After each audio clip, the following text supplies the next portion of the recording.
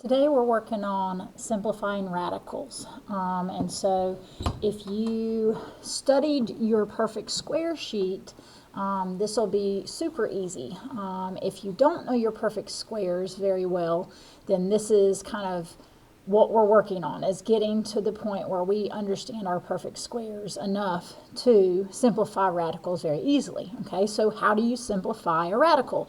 Well, what you're looking for, and this is kind of a question you can ask yourself. It says, what number and or variable, because you could have numbers and variables under the radical, when multiplied by itself equals the number under the radical, okay? And so a radical, as you can see down here, looks like this, and there's different versions of them, okay? So that, whenever you see that, and that's typically the one that you're going to see in this class, this is called a square root, okay? But that's not the only type of radicals that you can have. Like in other classes, you're going to start seeing they might have a number in that little radical. And if they have a number underneath that, that changes the type of root it is, okay? So like this one, because it has a 3 right there, would be called a cube root, okay? Or you could have a 4 in there. And if you have a 4 in there, that would be what's called a 4th root. And then you could have a 5. It would be a 5th root, and then a 6th root, and then a 7th root. So depending on what kind of number they have in that little check mark part of your radical determines what type of root it is, okay? So now in this class, we're going to primarily concentrate on the square root because we haven't really simplified radicals a whole lot. And so today we are working on how to take the square root of certain numbers and variables, okay? And so like I was saying earlier, you're looking for what number or variable, when you take it and you multiply it by itself, will equal the number that's under the radical or the root, okay? And so like if you look at example number 1, we're taking the square root of 4. So what you're going to ask yourself is what number times itself. So if I take a number and I multiply it times itself, will give me 4, okay? And this one isn't so bad to think through. You could just start thinking, okay, if I take 1 times 1, does that give me 4? No. Okay, if I take 2 times 2, does that give me 4? And yes. And so, well, answer this question. What number, when I multiplied it by itself, equals the number under the radical? Well, 2 was the number that if I take it times itself gives me 4. So the square root of 4 is 2. Okay, so that's kind of how these work, is you're going to look at the number in the radical and you're going to ask yourself what number or variable, if I take it times itself, gives me that number, okay? And so as you can imagine, they can get a little tougher, and so we're going to work through some of these. So in this problem, we're asking ourselves what number times itself gives me 64. And so if you studied your perfect square sheet, this one might be a little easier. But if not, then you just start thinking through it. Well, we know 2 times 2 gave me 4, so it's obviously got to be a number bigger than 2. Well, what about if we take, I don't know, 5 times 5? Well, 5 times 5 is 25, so that's not quite big enough, all right? So let's take, I don't know, maybe 7 times 7. 7 times 7, that gives me 49. So that doesn't work. All right, well, what about 8 times 8? Does that give me 64? And yes, it does. So what number times itself gives me 64? Well, 8 is the number that when I take it times itself gives me 64. So the square root of 64 is 8, okay? And then you just kind of keep working through it. So the more practice you get with these and thinking through this part, the better you will get, okay? And so what if we had to take the square root of 676? Well, what number times itself gives me 676?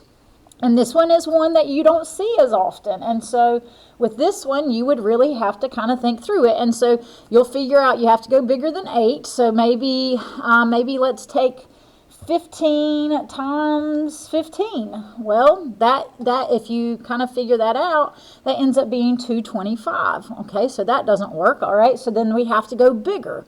Well, let's go into the 20s. So what if you take 20 times itself? So, and if you didn't have a calculator available, you would go to the side and do the work. So like you would take 0 times 0, which is 0. 0 times 2, which is, oh, not 2, it's 0, sorry. And then you go down to the next line, put a 0, and then you take the 2 times everything. So 2 times 0 is 0, 2 times 2 is 4. And then you add these, so that'd be 0, 0, and 4. So 20 times 20 ends up being 400. That is not it. It's not big enough. So we got to go bigger. And you would keep working through that until you find what number times itself gives you 676. And so eventually you will get to 26. And so if you take 26 times itself, 6 times 6 is 36. And then 6 times 2 is 12, plus 3 is 15. And then you put the little 0, 2 times 6, and actually we don't need that anymore. 2 times 6 is 12, so we carry the 1 right here. And then 2 times 2 is 4, plus 1 is 5. And then we add these, so that ends up being 6, that ends up being 7, and then that ends up being 6. So notice, if you take 26 times itself, you get the 676. So the square root of 676 would be 26. Okay, so I want you to pause it and kind of practice this next example. What would be the square root of 10,000? So kind of work through, figure out what number times itself gives you 10,000. So pause it and see if you can figure it out. So if you kind of worked through it, you would have figured out that if you took 100 times itself, 100 times 100 ends up being 10,000. So the square root of 10,000 ends up being 100. Because again, if you take 100 times itself, you will get 10,000. Okay, so that's how just basic square roots of numbers work. Okay, so now sometimes they're going to kind of mix it up and give you different things, and so we're going to work through some different types of problems they can give you. Okay, so what if they give you something like this? Notice you've got a fraction underneath a radical. So if you've got a fraction, I would look to see if it reduces first, but also I would look at these numbers and see if there's something special about them. If they are perfect squares to begin with, I wouldn't actually simplify it, or I wouldn't reduce the fraction first. I would actually do the radical first. But notice here, if you know your perfect squares, you will notice that both of these are perfect squares, okay? So then what do you do when it's a fraction underneath radical? What you can do is you could actually split it up between the two. So what you can do is you could rewrite it and just take, okay, figure out what the square root of 9 is, and then figure out what the square root of 16 is. So it's kind of like you just split it up into two radicals, and then you could do it separately. So the square root of 9, what number times itself gives you 9, and you would figure out that that ends up being 3. And then square root of 16, what number times itself gives you 16? Well, that ends up being 4. And then from there, so once you take the square root, once you find that number that will, when it's multiplied by itself, gives you whatever's under the radical, the square root goes away, okay? And then from there, you see if it simplifies. And 3 over 4 does not have a common factor or a number that goes into both of them, and so that is as far as you can go. So the square root of 9 over 16 ends up being 3 over 4, or 3/4, okay? So then what if they give you a problem like number 6? Well, if it's got a couple things going on, my rule of thumb here is start from the inside and work your way out, okay? And then I'm going to show you a little trick that happens here, okay? So first off, let's start on the inside. So we're going to take the square root of 100. So what number times itself gives you 100? Okay, and so you can think through it, and eventually you'll figure out that if you take 10 times itself, you get 100. So the square root of 100 ends up being 10. And then we're going to bring down, because that's in parentheses, and it's being squared, okay? So from there, you have to take whatever you got, and you have to square it. So what is 10 squared? Well, that ends up being 100, okay? And so one thing that you're going to learn is square root and squaring something is actually opposites of each other. So what actually happened here is this square root and that square kind of canceled each other out. And so if you have that happening where you're taking the square root of a number but then you're about to square it, you're actually going to end up with a number that's under the radical to begin with. And so if you realize that, you'll already know your answer, okay? So that's kind of a trick for that one. All right, well, what if we have something like this? Well, we have the square root of 81 minus whatever the square root of 121 is. So do the square roots first. So for this one, what number times itself gives me 81? Well, if you kind of think through it, you'll realize that 9 times itself gives me 81. So the square root of 81 ends up being 9.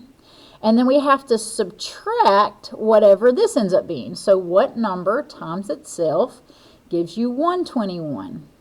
Well, if you kind of think through that, you'll eventually figure out that if I take 11 times itself, I will get 121. So we have 9 minus 11, and all you have to do is figure out what that is. So 9 minus 11 ends up being negative 2. So there we go. Okay, so simplify each part separately and then subtract them. All right, so what if we end up with a problem like number 8? Well, notice you got a negative outside of this. When there's a negative and there's nothing between that and whatever it's in front of, this is the same thing as like a negative 1 times whatever that is. So this is the same thing as negative 1 times square root of 36.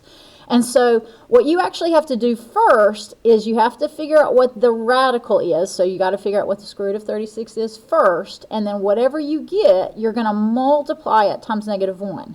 So that negative 1 is just going to come down, and you're going to multiply it times whatever you get here. So let's figure this out. What is the square root of 36? What number times itself gives you 36? And so you'll think through it. And eventually you'll realize that 6 times itself gives you 36. So square root of 36 is 6. And then you just multiply. So negative 1 times 6 gives me negative 6.